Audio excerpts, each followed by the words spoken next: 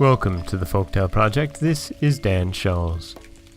Today we have our final Belgian folktale of the week, and in it you'll hear some echoes of a much more famous tale, one that you'll probably instantly recognize, and if you haven't already guessed it by the title, we're looking at a Hansel and Gretel style tale.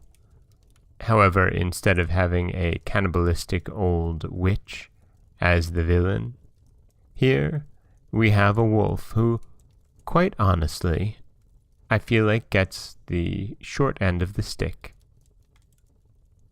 This is the Sugar Candy House. Jan and Jannette were brother and sister. They lived near a big wood, and every day they used to go to there to play, fishing for sticklebacks in the streams and making necklaces of red berries. One day they wandered farther from their home than usual, and all of a sudden they came to a brook crossed by a pretty red bridge. On the other side of the bridge, half hidden among the trees, they espied the roofs of a little pink cottage, which, when they came closer, they found to be built entirely of sugar candy. Here was a delightful find for a little boy and girl who loved sweet stuff. They lost no time in breaking off pieces of the roof and popping them into their mouths. Now, in that house there lived an old wolf whose name was Garon. He was paralyzed in one leg and could not run very fast, but in all other respects, he was as fierce and strong as he had been in his youth. When he heard Jan and Jannette breaking off bits of his roof, he growled out, "Who is touching my sugar candy house?" Then he came limping out to see who it was, but by that time the children were safely hidden in the woods. "Who dares to touch my sugar candy house?" roared the wolf again. Then Jan replied, "It's the wind so mild, it's the wind so mild, that lovable child." This satisfied the old wolf, and back he went into his house grumbling. The next day, Jan and Jannette once again crossed over the little red bridge and broke some more candy from the wolf's house. Out came Garon again, bristling all over. "Who is touching my sugar candy house?" he roared. And Jan and Jannette both replied, "It's the wind so mild, it's the wind so mild, that lovable child." "Very well," said the wolf, and he went back again, but this time there was a gleam of suspicion in his eye. The next day was stormy, and hardly had Jan and Jannette reached the sugar candy house than the wolf came out and surprised them in the very act of breaking a piece off his windowsill. "Oh," said he, "it was the wind so mild, was it? That lovable child, Precious, lovable children, I must say. I'll eat them up." And he sprang at Jan and Jannette, who took to their heels and ran off as fast as their legs could carry them.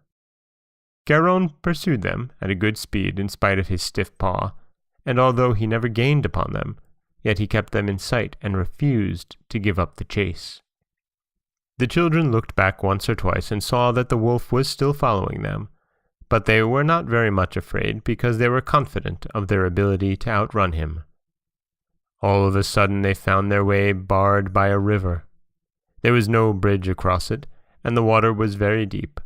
What were they to do? Nearer and nearer came the wolf.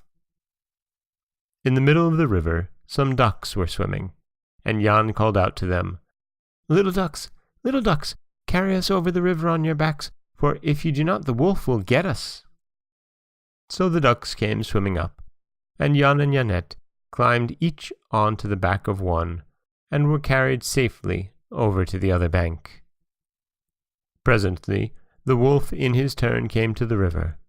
He had seen how the children had managed to cross, and he roared out at the ducks in a terrible voice, Come and carry me over, or I'll eat you all up." "Very well," answered the ducks, and they swam to the bank. And Garon balanced himself on 4 of them, one paw on the back of each. But they had no intention of carrying the wicked old wolf to the other side, for they did not love him or any of his tribe, and moreover, they objected to his impolite way of asking a favor. So, at a signal from the leader, all the ducks dived in midstream and left old Garon struggling in the water. 3 times he went down, and 3 times he came up, but the 4th time he sank, never to rise any more. That was the end of old Garon, and a good job too, I say.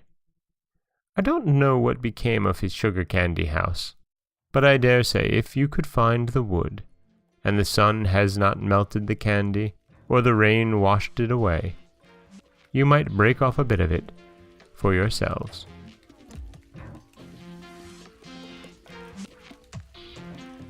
And that is The Sugar Candy House. Again, a Belgian folktale, and one in the vein of Hansel and Gretel, although coming after Hansel and Gretel. And I still feel as if in this case, and I sort of feel in Hansel and Gretel as well, the villain here is just a pensioner trying to live out his retirement. And all of a sudden, 2 children come up and start eating his house. That's more than enough reason to chase them off. Now, eat them properly, I won't say, but chase them off, absolutely.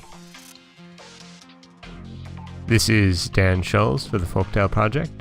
Don't forget that you can subscribe to the podcast on Apple Podcasts, Stitcher, Google Play, Overcast, anywhere you like to get your podcasts. You can follow us on Twitter at Folktale Project. You can find us on Auto Radio, TuneIn Radio, iHeartRadio, Spotify, anywhere you like to listen. And you can always head over to folktaleproject.com, where you'll find a new story waiting for you every Monday, Wednesday, and Friday. And don't forget to listen next week. We'll be off to Canada with 3 new tales. As always, thank you so much for listening.